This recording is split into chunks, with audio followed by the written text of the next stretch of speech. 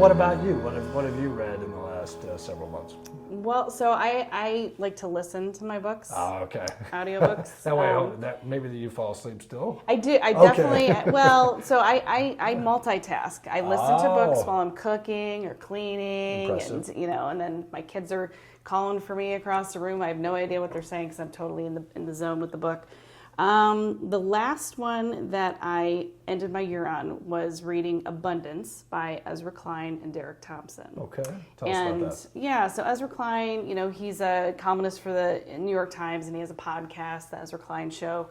And I'd heard about this book throughout the year. Like in March is maybe when I first heard about it. I was like, I don't know. It seems like a lot of it is just very, a lot about policy talk about, what Democrats need to sort of like own up to and to change things. But I was like, I'm going to give it a shot. Mm-hmm. And plus I thought like maybe there were things that they didn't, I don't know, it was very like broad brush from what I was hearing in the discussions about the book.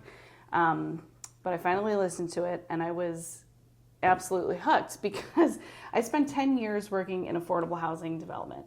And the first whole part of the book is about affordable housing and why there's a shortage and why there's barriers to building affordable housing. What did you learn about that? Yeah, I learned a lot about just, a lot of red tape, a lot of regulations, like a lot of well-intended policy that sort of resulted in unintended consequences for developers. And I experienced that firsthand working in affordable housing.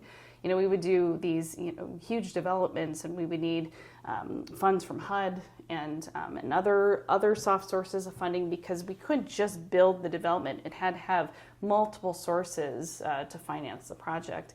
And all of those sources have different requirements. Some sources make you, work with only union construction companies, which is great, but then, you also have to do sustainable green building development, which is costly.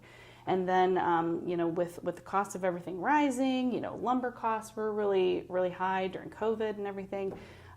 It just became very challenging for developers to develop a lot of units of affordable housing where it would make sense on an operating budget. Anyway, I could talk about this all day. I'm curious, oftentimes people think Democrats are the ones that are sort of the promoters of red tape. Yeah, sure. And I wonder what your response is to that, and particularly in the affordable housing sector. Yeah. I think what I learned from the book, there are ways to do things smarter, and we've made things harder in terms of regulation. You can be smarter. Use technology and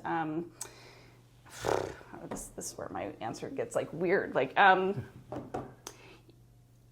let me tell a story. When we were trying to get HUD funding, we were using paper to submit applications, like actual paper. And then we'd have to fax these things in. Oh, yes. Like, why? The fax sound. Who uses Everybody the fax knows the machine? fax. Right. Seriously. And then it goes somewhere to somebody, and then you hear, months later. We got to find ways to work more efficiently, smarter. And I think that can help with some of that.